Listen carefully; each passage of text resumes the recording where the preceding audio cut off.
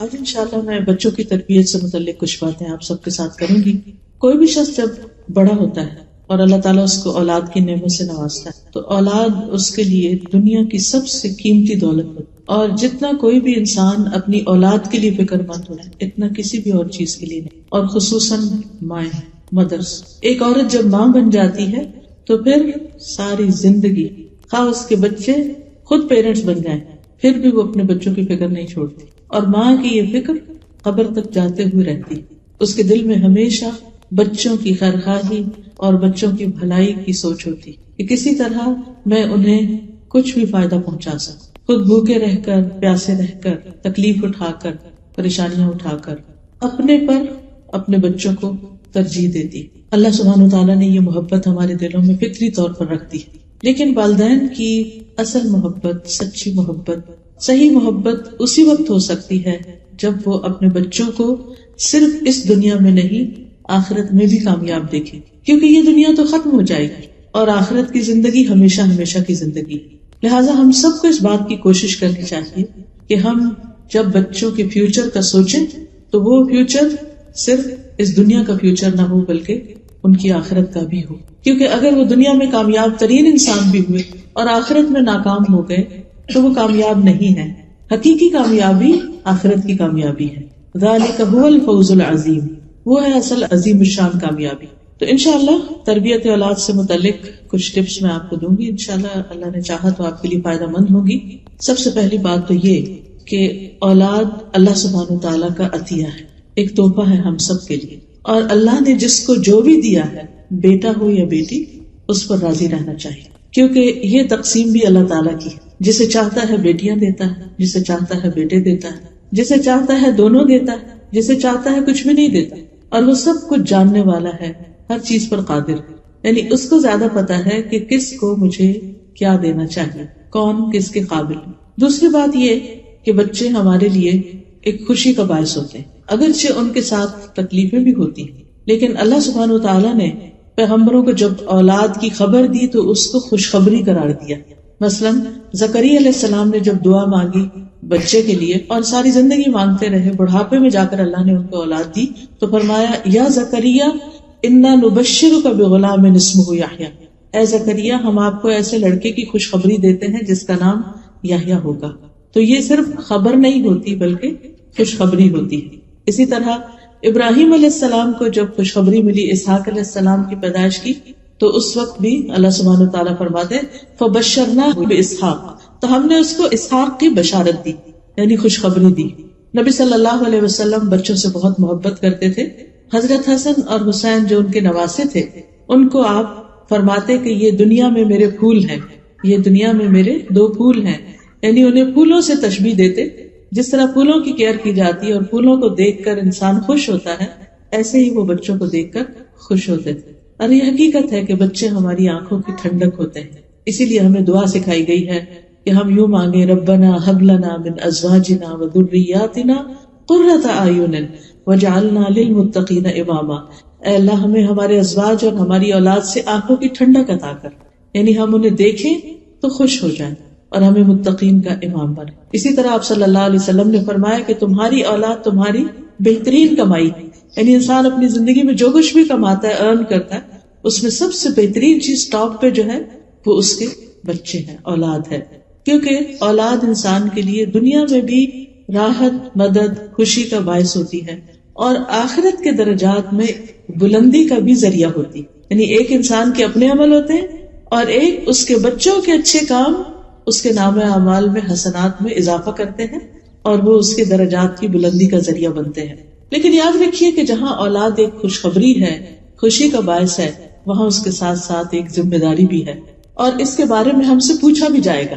قیامت کے دن اللہ تعالیٰ اس کے بارے میں سوال کرے گا، ہم سے بہت سی اور باتیں پوچھی جائیں گی، ہماری جوانی کے بارے میں کہ وہ کس کام میں لگائی، ہماری علم کے بارے میں کہ اس پر عمل کتنا کیا، مال کہاں سے کمایا، کہاں خرچ کیا، اپنی زندگی کن کاموں میں لگائی۔ لیکن اس کے ساتھ ساتھ مسند احمد کی روایت میں آتا ہے کہ انسان سے اس کے اہل خانہ کے بارے میں بھی خصوصیت سے پوچھا جائے گا کہ اس نے اپنے گھر والوں کے ساتھ کیا معاملہ کیا اور ان کی کیسی تربیت کی، اور اس میں خصوصاً ماں کو ذمہ دار قرار دیا گیا، یعنی باپ سے بھی پوچھا جائے گا لیکن باپ کی نسبت ماں زیادہ ذمہ دار ہے، کیونکہ ماں کا درجہ بھی زیادہ ہے، اور بچے کا زیادہ وقت ماں کے ساتھ ہی گزرتا ہے۔ اللہ سبحانہ وتعالیٰ نے ماں کو بنایا ہی ایسے ہے کہ وہ نسل انسانی کی تخلیق اور تربیت اور پرورش کا کام بہترین طریقے سے کر سکے۔ صحیح بخاری کی روایت میں آتا ہے، عورت اپنے شوہر کے گھر اور اس کے بچے کی نگران ہے، اور اس سے ان کے بارے میں پوچھا جائے گا۔ یعنی بعض اوقات ہسبینڈ وائف ایک دوسرے پہ ڈالتے رہتے ہیں، آپ ان کو سمجھائیں، آپ ان کو سمجھائیں، آپ ان کا خیال کریں، لیکن حقیقت یہ ہے کہ ہر ایک کا اپنا اپنا رول ہے، اور اس میں ماں کی ذمہ داری زیادہ بتائی گئی ہے۔ اب آپ دیکھیے کہ بچوں کی تربیت کا آغاز انسان کے بچے کی پیدائش کے بعد سے نہیں، اس سے پہلے سے ہی ہو جاتا ہے، بلکہ شادی سے پہلے جب لڑکے یا لڑکی کا انتخاب کیا جاتا ہے، اس وقت انسان صرف یہ نہ دیکھے کہ لڑکی خوبصورت ہے یا لڑکا بہت مالدار ہے یا دنیاوی اعتبار سے اسٹیٹس کیسا ہے، بلکہ یہ بھی دیکھے کہ یہ لڑکی یا لڑکا، یعنی دونوں ایک دوسرے کو اس اعتبار سے بھی دیکھے۔ لڑکی یہ دیکھے کہ جس لڑکے کو میں پسند کر رہی ہوں یہ میرے بچوں کا باپ ہوگا تو یہ کیسا باپ ہوگا، اور لڑکا یہ بھی ضرور دیکھے کہ یہ لڑکی کل میرے بچوں کی ماں ہوگی تو یہ کیسی ماں ثابت ہوگی، کیا یہ ایک اچھی نسل کو پروان چڑھائے گی، کیونکہ جس لڑکی کو ہم اپنے گھر میں لا رہے ہیں اس کے اندر یہ کوالٹی تو ہونی چاہیے کہ وہ گھر بنانے والی ہو، اور گھر صرف ان دیواروں سے نہیں بنتا یا فرنیچر سے نہیں بنتا، گھر انسانوں سے بنتا ہے کہ انسانوں کی تربیت کیسی ہوگی۔ رسول اللہ صلی اللہ علیہ وسلم نے فرمایا، دنیا فائدہ اٹھانے کی چیز ہے اور دنیا کی بہترین متاع نیک عورت ہے۔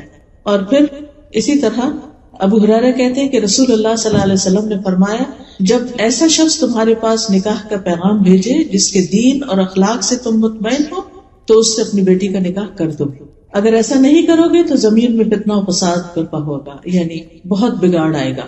تو دیکھنے کی چیز، باقی چیزیں بھی ٹھیک ہے انسان دیکھے تاکہ ایک دوسرے کے ساتھ ایک کمپیٹیبلٹی ہو اور گزارا بہتر طور پر ہو، لیکن خاص طور پر دین کے بارے میں ضرور دیکھنا چاہیے۔ اور دین میں بھی ایسا نہیں کہ ہر شخص شیخ بن جائے گا اور پھر وہی دیندار ہوتا ہے اور باقی لوگ دیندار نہیں ہوتے، نہیں، دیندار ہونے سے مراد کیا ہے کہ انسان اللہ کے حقوق ادا کرتا ہو اور اس کے ساتھ ساتھ بندوں کے حقوق بھی ادا کرتا ہو۔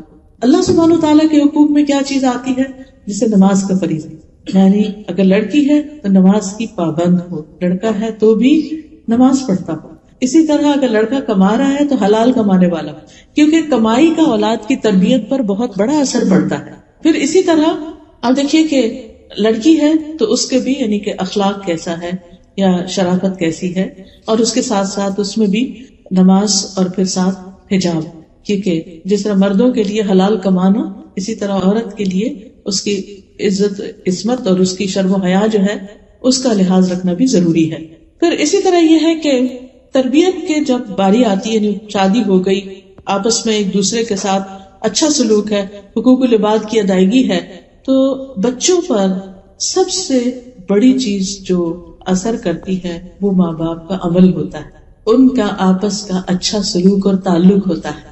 جس گھر میں ہسبینڈ وائف ایک دوسرے کو رسپیکٹ دیتے ہیں، ایک دوسرے سے محبت کرتے ہیں، ایک دوسرے کے ساتھ اچھے طریقے سے کمیونیکیٹ کرتے ہیں، اس گھر میں بچے ایک سکون کی فضا میں سانس لیتے ہیں، اور پھر ماں باپ سے بہت سی چیزیں بن کہے سیکھتے ہیں۔ یعنی انسان صرف کسی لیکچر سے تربیت نہیں حاصل کرتا، بلکہ عمل کی تربیت، عملی نمونہ ہونا، رول ماڈلنگ جو ہے وہ بہت اہم ہوتی ہے تربیت میں۔ اگر ہم چاہتے ہیں کہ ہمارے بچے نیک ہوں تو یہ ہمارے کہنے سے نہیں ہوگا، صرف ہمارے تھنکنگ سے نہیں ہوگا، بلکہ اس کے لیے ضروری ہے کہ ہم ان کے سامنے وہ اچھا نمونہ پیش کریں، وہ بن کے دکھائیں جو ہم ان سے چاہتے ہیں کہ وہ بنے۔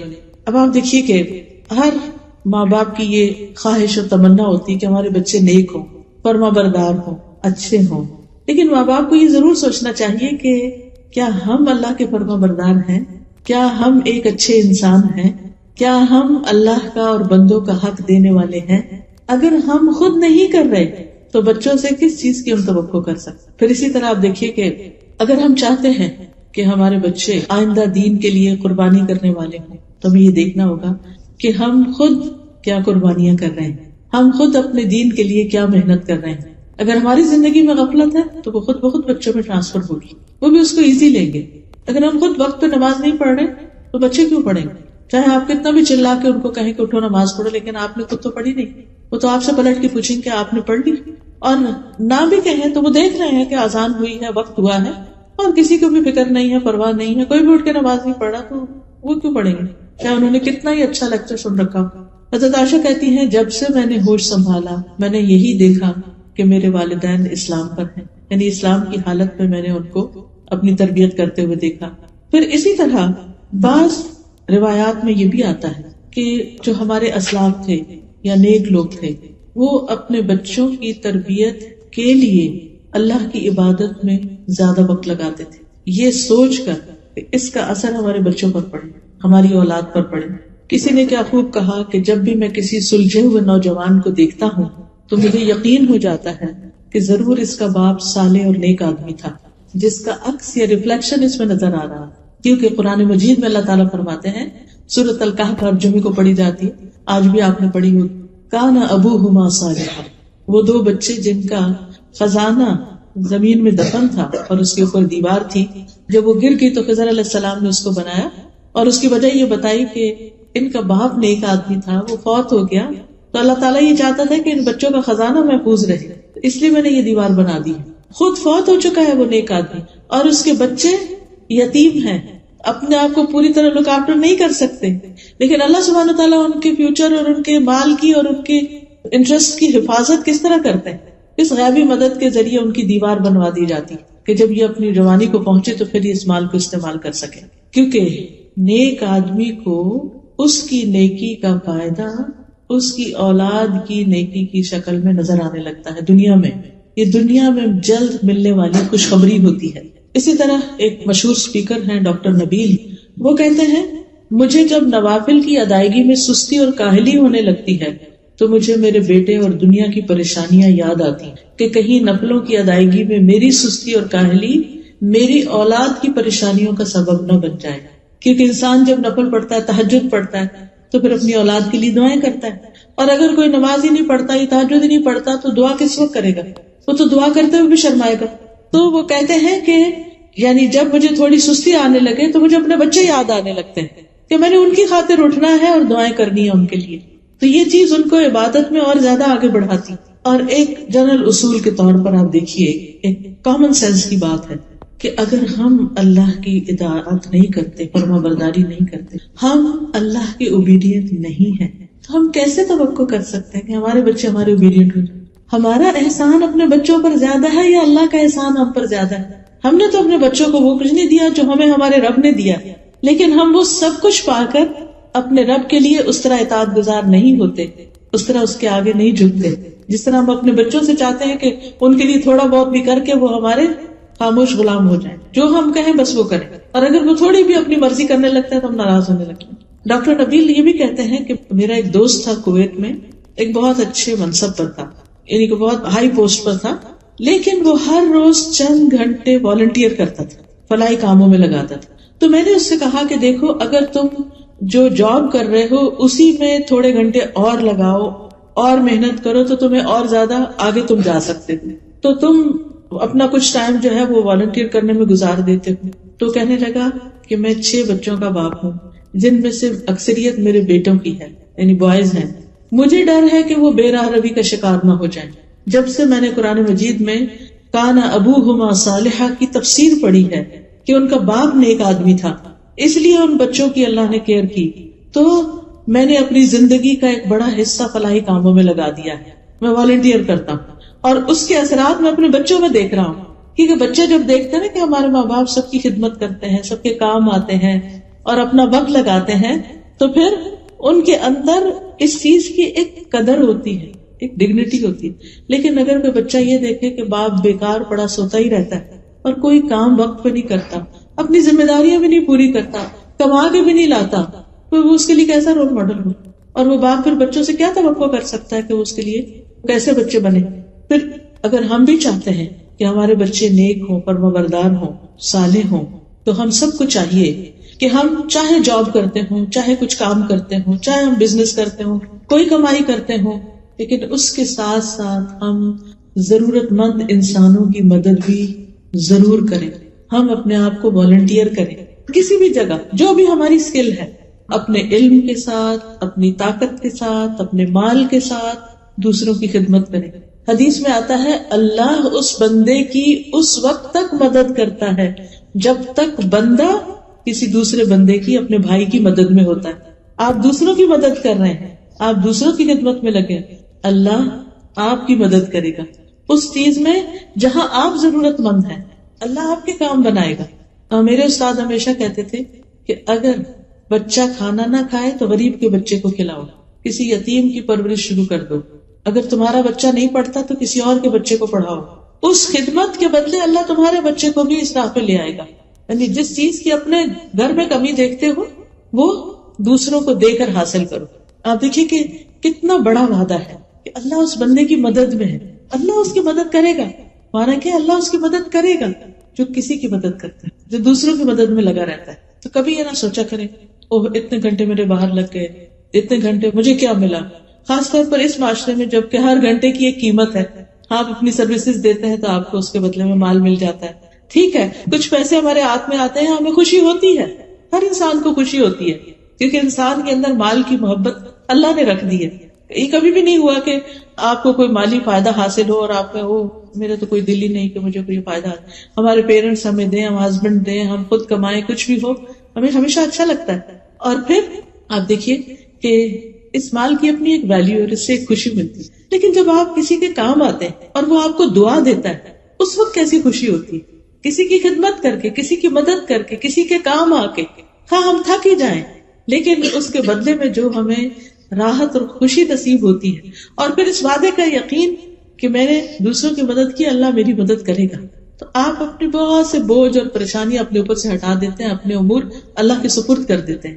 یہ کیسے ہو سکتا ہے کہ میں خالص اس کی رضا کے لیے اس کے بندوں کی خدمت کروں اور وہ میری مدد نہ کرے؟ وہ ضرور کرے گا.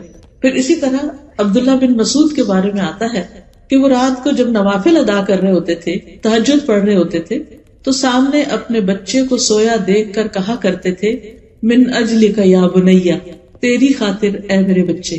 یا بنیا کا مطلب کیا ہے؟ اے میرے بچے، تیرے روشن مستقبل کی خاطر، تیرے برائٹ فیوچر کی خاطر میں اپنی نماز میں اضافہ کر لیتا ہوں. ابن مسیب ایک تابعی ہے، سعید ابن مسیب، کہتے ہیں اے میرے بیٹے میں تمہاری وجہ سے نماز کو لمبا کرتا ہوں اس امید پہ کہ تمہارے بارے میں میری حفاظت کی جائے گی، یعنی تمہارے بارے میں مجھ سے جو سوال کیا جائے گا قیامت کے دن اس کے بارے میں مجھے پکڑ نہیں ہوگی. اور پھر اسی آیت کی تلاوت کی وَكَانَ أَبُوهُمَا صَالِحًا.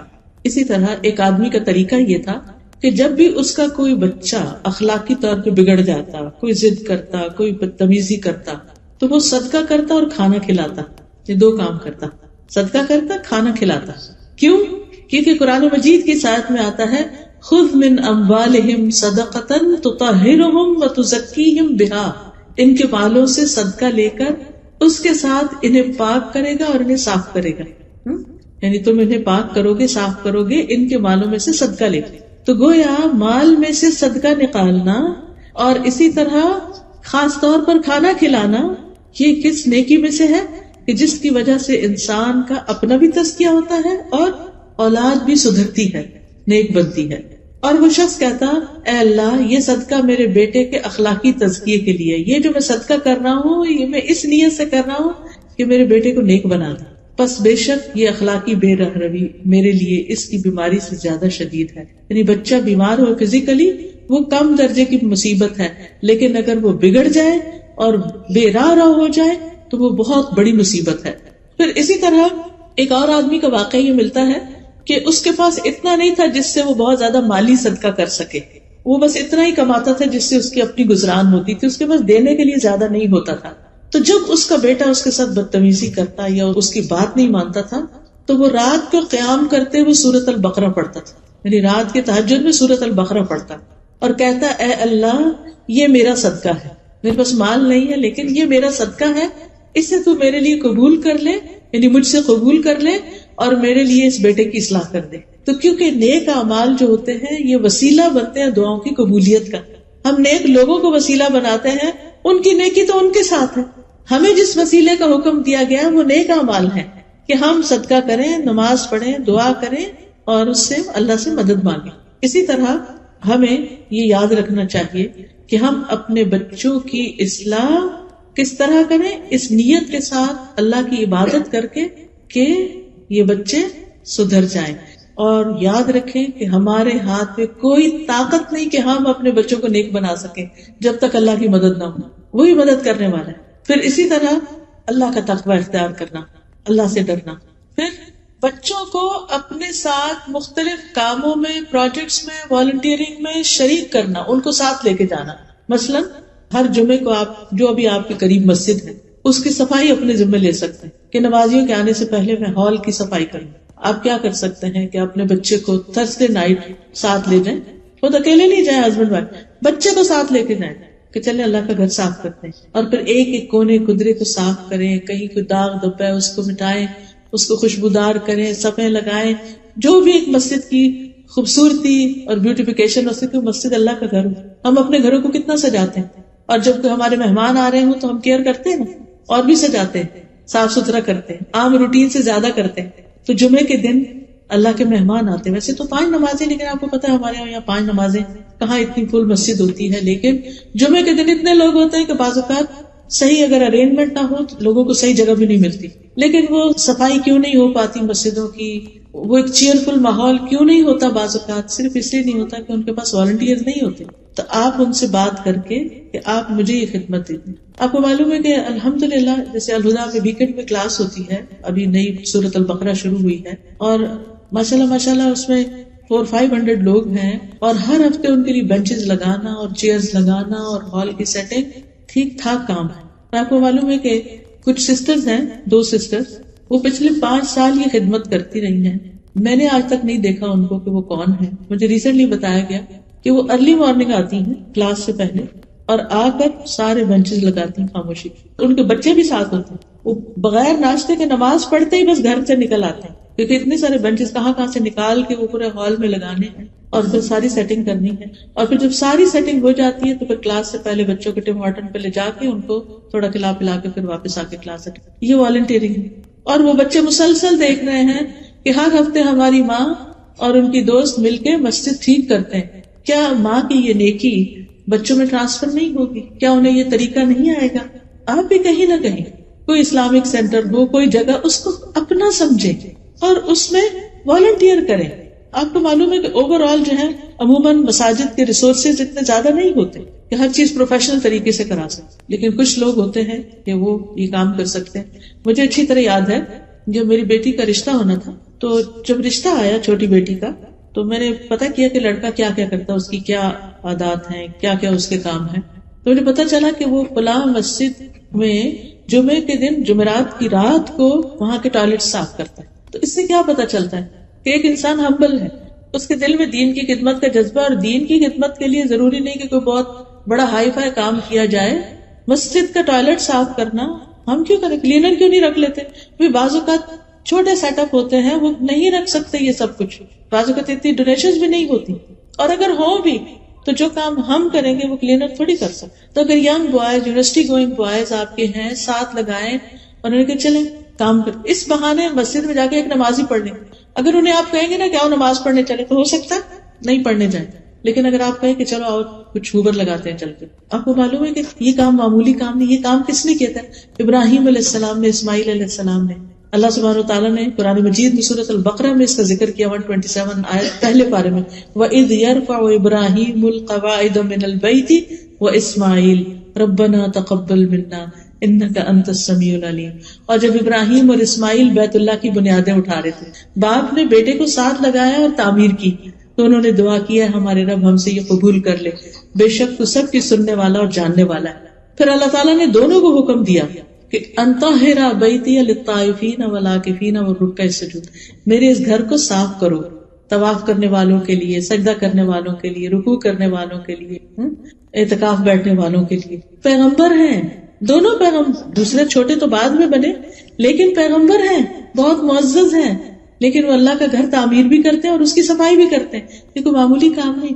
یاد کیجئے اس عورت کا واقعہ جو بخاری کی روایت میں آتا ہے کہ جو مسجد میں صفائی کرتی تھی. ایک دن نظر نہیں آئی تو نبی صلی اللہ علیہ وسلم نے اس کے بارے میں پوچھا کہ وہ کہاں ہے. پتہ چلا کہ وہ تو اچانک بیمار ہوئی اور فوت بھی ہو گئی. تو صحابہ نے کہا کہ کیا نبی صلی اللہ علیہ وسلم کو تکلیف دیں گے رات کے وقت؟ انہوں نے رات میں خود ہی جنازہ پڑھا، اس کو دفن کر دیا، کیونکہ حکم یہی ہے کہ جو ہی ڈیتھ ہو بس جتنا جلد از جلد جنازہ پڑھو.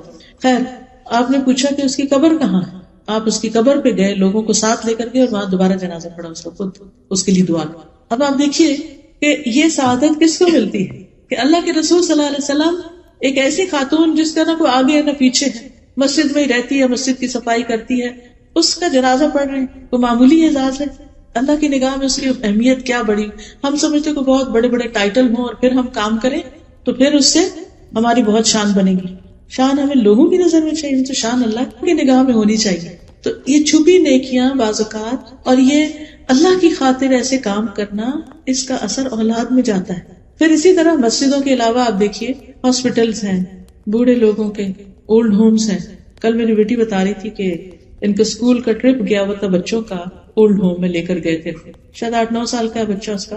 کہہ رہی تھی کہ کل شام گھر آ کر اتنا رویا کہ جس طرح اس نے بوڑھے لوگوں کو وہاں دیکھا، کوئی فیملی ان کے پاس نہیں، وہ بیمار ہیں، وہ بیٹھے ہوئے ہیں، لونلی ہیں. تو وہ سین تو مجھ سے پوچھ رہی تھی کہ میں اب اس کو کس طرح کمفرٹیبل کروں، کیا بتاؤں اس کو. ہمارے بچے یہ سب چیزیں تو دیکھتے نہیں، نہ جنازہ دیکھتے ہیں، نہ قبرستان دیکھتے ہیں، نہ اولڈ ہوم دیکھتے ہیں. دل کس چیز سے نرم ہو؟ وہ اپنی آخرت کے بارے میں کیوں سوچے؟ وہ تو دنیا ہی دنیا ان کے سامنے. ہم انہیں لے جاتے ہیں، کبھی کہیں کھانا کھلانے لے جاتے ہیں، کبھی کسی ٹوائز کی شاپ پر لے جاتے ہیں. ہم سمجھتے ہیں یہ ہم بچوں کی بہت بڑی خدمت کر رہے ہیں اور اس سے ہمارے بچے ہم سے بہت خوش ہو جائیں گے اور ہمارے بڑے فرما بردار ہوں. نتیجہ کیا ہے؟ جتنی ہم ان کو عیش کروا رہے ہیں، جتنی ہم ان کی ہر خواہش پوری کرتے چلے جا رہے ہیں، اتنا ہی وہ مزید بگڑتے چلے جا رہے ہیں. کسی بات پہ خوش ہوتے ہی نہیں، کیونکہ وہ ایک چیز وہ اب ان کی نگاہ سے اتر گیا، اب ان کو اس سے بڑی انٹرٹینمنٹ چاہیے، اس سے بڑی انٹرٹینمنٹ چاہیے. تو پھر وہ زندگی کی جو حقائق ہیں اور زندگی کی جو مشکلات ان کو فیس کرنا نہیں آتا. مومن آخرت پر یقین رکھتے ہوئے اپنی زندگی گزارتا ہے. ہمیں خود بھی اپنے لیے اور اپنی نسلوں کے لیے، اپنی تربیت اور تزکیہ کے لیے بھی اور اپنے بچوں کی تربیت کے لیے بھی ان سب جگہوں پر والنٹیئر کرنے کی ضرورت ہے. پھر اسی طرح اور بھی آپ دیکھ سکتے، آپ کے نیبرہڈ میں کوئی بزرگ خاتون ہو سکتی ہے، کوئی بیمار ہو سکتا ہے، کسی کو کسی اور چیز کی، نئے امیگرینٹس کو مختلف چیزوں کے لیے ضرورت ہو سکتی ہے. آپ دیکھیے کہ آپ کہاں کس کی کیسے مدد کر سکتے ہیں. آپ کی سرزمین تو وہ ہے جس نے بہت سارے سیرین ریفیوجیز کو ویلکم کیا ہے. ان کے بچے کیا پڑھ رہے ہیں، کیا نہیں پڑھ رہے، ان کے حالات کیا ہیں. ایسے لوگوں سے آپ کانٹیکٹ کر سکتے ہیں جو ڈائریکٹ ان کی مدد خدمت کر رہے ہیں، ان کے ساتھ آپ شامل ہو سکتے ہیں. بہت کام ہے کرنے کے، لیکن اپنی ذاتی زندگی، اپنی گھریلو زندگی، اپنی سوشلائزنگ میں سے وقت نکالیے. اگر آپ واقعی چاہتے ہیں کہ آپ کے بچے صحیح راستے پر آ جائیں تو پھر اپنے جان، اپنے وقت، اپنے مال کو اللہ کی خاطر قربان کریں. پھر اسی طرح بات ہو رہی تھی کہ اچھا رول ماڈل بن کے بچوں کی تربیت کرنا.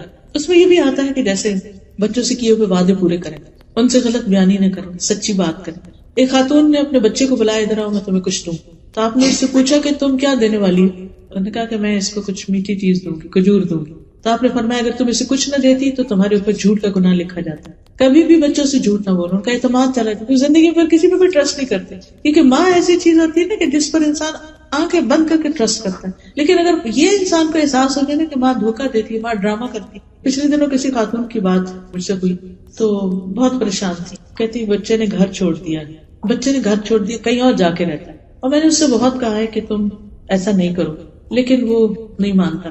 تو کہتی کہ جب شاید وہ رونے لگی یا کسی طرح اس کو سمجھانے لگی تو کہتے ماں آپ بہت ڈرامے کرتے ہیں. اب آپ دیکھیں، ماں کو یہ کہنا کہ تم ڈرامے کرتی ہو، اس کے آنسو کو ڈرامہ سمجھنا، کہ جیسے ڈرامے میں کوئی ہوتا ہے نا کیریکٹر، تو اس میں وہ جھوٹ موٹ کر روتے ہیں اور وہ لگتا ہے جیسے رو رہے ہیں. اگر ہمارے بچے ہمارے بارے میں یہ سوچیں کہ ہماری ماں جو ہے وہ ٹرسٹ وردی نہیں ہے اور ہمارے ساتھ بس ایسے فراڈ کر رہی ہے اور ہماری کیئر نہیں کرتی اور اس کو ہماری ضرورت نہیں ہے، یا کسی بھی طرح اگر بچوں کے اندر ایسی کوئی فیلنگ آ گئی ہے تو یہ نہیں ہونا چاہیے نا. تو اس کے لیے یہ ہے کہ بچوں کے ساتھ کیا کریں، سچ بات کریں، ٹرسٹ بلڈ کریں.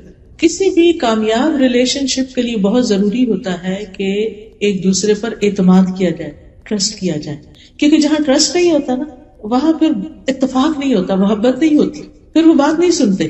اس کے علاوہ بچوں کو فارمل اسلام کی ایجوکیشن بھی دینی چاہیے. دنیا کی تعلیم تو لے رہے ہیں اگر اسکول میں جاتے ہیں تو آپ دیکھیں دن کا ایک بڑا حصہ اسکول میں گزار کے آتے ہیں، لیکن اگر وہ گھر پہ ہیں اور آفٹر نون میں آپ خود ان کو سکھا سکتے ہیں، کسی مسجد میں یا کہیں بھی ان کو بھیج سکتے ہیں، تو دین کی باقاعدہ تعلیم دیں. دیکھیے کہ ہم میں سے اکثریت نے اس ماحول میں آنکھ کھولی ہے جہاں ہمارے کانوں میں اذانوں کی آوازیں بھی پڑتی تھی، آس پاس مسجدیں بھی تھی، گھروں میں نمازیں بھی پڑھی جاتی تھی، بہت کچھ دیکھ دیکھ کے ہم سیکھ گئے اسلام کے بارے میں. لیکن ہمارے بچوں کو بہت کچھ سکھانے کی ضرورت ہے، تب وہ ان کو پتہ چلے گا کہ یہ دین ہے، یہ اسلام ہے. تو اس میں آپ دیکھیے کہ حضرت لقمان نے اپنے بیٹے کو جو سب سے پہلی چیز سکھائی تھی وہ کیا تھی؟ یا بنی لا تشرک باللہ ان الشرک لظلم عظیم. سب سے پہلی چیز یہ کہ بچوں کا عقیدہ درست کریں، ان کو توحید سکھائیں، ون نفس اللہ سبحانہ وتعالی. کیونکہ اگر وہ توحید پر ہے نا تو کوئی اس سے غلطی کوتاہی ہو بھی گئی تو اللہ تعالیٰ معاف کر دے گا. لیکن اگر شرک میں انہوں نے زندگی بسر کی تو شرک تو بہت بڑا ظلم ہے، شرک کا گناہ کبھی معاف نہیں ہوگا جب تک کہ اس سے توبہ نہ کر لیں. تو لا الہ الا اللہ کا معنی سکھانا بہت ضروری. وہ کیسے؟ عبداللہ بن عباس کہتے ہیں کہ ایک دن میں نبی صلی اللہ علیہ وسلم کے پیچھے سوار تھا تو آپ نے فرمایا، اے لڑکے، میں تجھے چند کلمات سکھا رہا ہوں، اللہ کے احکام کی حفاظت کرو، اللہ تمہاری حفاظت کرے گا. اللہ کی حفاظت کرو یعنی اللہ کے احکامات کی، تم اسے اپنے سامنے پاؤ گے. جب مانگو اللہ سے مانگو، یہ ہے توحید کہ جب مانگو اللہ سے مانگو. اس لیے بچوں کو کوئی بھی چیز ضرورت ہو تو آپ اسے کہ اچھا اللہ سے دعا کرو اور پھر آپ اس کو ہیلپ کریں، لیکن اسے اپنے سے نہیں جوڑیں، اللہ سے جوڑیں. پھر جب مدد چاہو اللہ سے مدد مانگو، امتحان میں مدد چاہیے، بزنس میں، جاب میں، کسی بھی چیز میں اللہ سے مدد مانگو. جان رکھو اگر ساری دنیا مل کر تمہیں کوئی نفع پہنچانا چاہے تو تمہیں کچھ نفع نہیں دے سکتی، کچھ فائدہ نہیں دے سکتی سوائے اس کے جو اللہ نے تمہارے لیے لکھ دیا. اور اگر سارے مل کر تمہیں کوئی نقصان دینا چاہے تو تمہیں کچھ نقصان نہیں دے سکتے سوائے اس کے جو اللہ نے لکھ دیا. قلم اٹھا لیے گئے، صحیح پہ خشک ہو گئے. تو اس سے کیا پتہ چلتا ہے کہ بچوں کو بچپن سے ہی بتا دینا چاہیے کہ اصل فائدہ اور نقصان اللہ کے ہاتھ میں، کوئی تمہارا کچھ نہیں بگاڑ سکتا، تاکہ ان کے اندر ایک بہادری ہو. اور پھر یہ سکھاؤ کہ جو کچھ چاہیے اللہ کی طرف رجوع کرو. یہ ہے توحید. آپ کو معلوم ہے کہ حضرت یعقوب علیہ السلام کی جب وفات ہوئی تو وفات سے پہلے وہ اپنے بچوں کو جو وصیت کر رہے تھے اس کے بارے میں قرآن میں آتا ہے، ام کنتم شہداء اذ حضر یعقوب الموت اذ قال لبنیہ ما تعبدون من بعدی قالوا نعبد الہک و الہ آبائک ابراہیم و اسماعیل و اسحاق الہ واحدا ونحن لہ مسلمون. کیا تم موجود تھے اس وقت جب یعقوب کو موت آئی، جب اس نے اپنے بیٹوں سے کہا میرے بعد کس کی عبادت کرو گے؟ پیغمبر ہے اللہ کے یعقوب علیہ السلام، جن کے بیٹے یوسف علیہ السلام بھی، اور باقی بھائی تو آپ کو معلوم ہے وہ قصہ. تو ان کو وہ جوان بیٹے تھے، بڑے تھے، سمجھدار تھے، ان کو کہہ رہے ہیں کہ میرے بعد تم کس کی عبادت کرو گے یہ بتاؤ. حالانکہ وہ اسلام پر تھے. آج آپ دیکھیں آپ کے بچے جس ماحول میں رہ رہے ہیں، کیا یہ میک شور کرنا، جاننا ضروری نہیں کہ ہمارے بعد ہمارے بچے، ہماری نسلیں اسلام پر ہوں؟ تو ان سے پوچھنا چاہیے کہ ہمارے بعد تم کس ریلیجن کو فالو کرو گے، کس دین پر ہوگے تم؟ تو انہوں نے کہا ہم آپ کے الہ یعنی اللہ کی عبادت کریں گے جو آپ کا الہ ہے، آپ کے باپ دادا کا، ابراہیم کا، اسماعیل اور اسحاق علیہ السلام کا، الہ واحدہ ونحن لہ مسلمون، اور ہم سب اسی کے مسلمان فرمانبردار ہیں. اس سے کیا پتہ چلتا ہے کہ پیغمبروں نے اپنی اولاد کو ایک الہ کی عبادت کی تعلیم دی اور مرتے دم تک اس کی فکر کی. پھر ان کے اندر اللہ کا ڈر پیدا کیا جائے گا. لوگوں کا ڈر نہیں پیدا کریں، اس سے بزدلی آتی، اللہ کا ڈر، اس سے قوت آتی. حضرت لقمان ہی کے بارے میں جو ابھی آیات پڑھی گئی، انہوں نے کہا تھا یا بنیا، اے میرے چھوٹے بچے، بے شک اگر کوئی چیز رائی کے دانے برابر ہی کیوں نہ ہو، آسمان میں ہو، چٹان میں ہو یا آسمانوں یا زمین میں، اللہ اس کو لے آئے گا. بے شک اللہ بڑا باریک بین، پوری خبر رکھنے والا. تو اللہ سبحانہ تعالیٰ کے ناموں اور صفات کا علم دے بچوں کو کہ اللہ کون ہے، اللہ کی پہچان دے، پھر آخرت کا تصور دے ان کو. یاد ہوگا آپ کو کہ نبی صلی اللہ علیہ وسلم نے جب ابتدائی دعوت دی تھی اسلام کی تو آپ نے اپنے خاندان والوں کو دعوت پہ بلایا تھا. تو اس وقت سب سے خطاب کر کے کیا کہا تھا؟ کچھ یاد ہے آپ کو کہ جب آپ نے اپنے خاندان والوں کو دعوت پر بلایا تھا تو اس وقت کیا کہا تھا؟ وَأَنذِرْ عَشِيرَتَكَ الْأَقْرَبِينَ، اپنے قریبی رشتہ داروں کو خبردار کرو. آپ نے ایک ایک کر کے سب کے نام لیے تھے. پھر خواتین میں سے پھپھی کا نام لیا اور اپنی بیٹی کا نام لے کے کہا اے فاطمہ بنت محمد صلی اللہ علیہ وسلم، اپنے آپ کو جہنم کی آگ سے بچاؤ. میں اللہ کی طرف سے تمہارے لیے کسی چیز کا اختیار نہیں رکھتا. تم لوگوں سے رشتہ ہے، میں اسی طرح جوڑتا رہوں گا جس طرح جوڑنا چاہیے، لیکن اللہ کے ہاں رشتے ختم ہو جائیں گے، تمہیں میں نہیں بچا سکتا. تو آخرت کی فکر ڈالی اپنی بیٹی کے اندر کہ اپنے لیے خود کچھ کرو. پھر اللہ تعالیٰ سارے اہل ایمان کو حکم دیتا ہے یا ایھا الذین آمنوا قوا انفسکم واہلیکم نارا، اے ایمان والو اپنے آپ کو گھر والوں کو آگ سے بچاؤ. اور اس کے لیے پہلا قدم توحید اور دوسری چیز عبادات میں نمازوں کی پابندی. 7 سال کا بچہ ہو جائے تو نماز شروع کرا دیجیے، ایک نماز سے شروع کرے، پھر 2 3 4 5، جب تک 10 سال کا ہو 5 کی عادت پڑ جائے، اور پھر مسجد کی عادت پڑ جائے، صبح وقت پہ جاگنے کی عادت پڑ جائے، اور پھر سنتوں اور نوافل کی بھی. کیونکہ بعض اوقات بچوں کو ہم فرض پہ لگاتے ہیں نا، ساری زندگی پھر فرض پر ہی رہتے ہیں، یہ بڑی مشکل ہو جاتی ہے.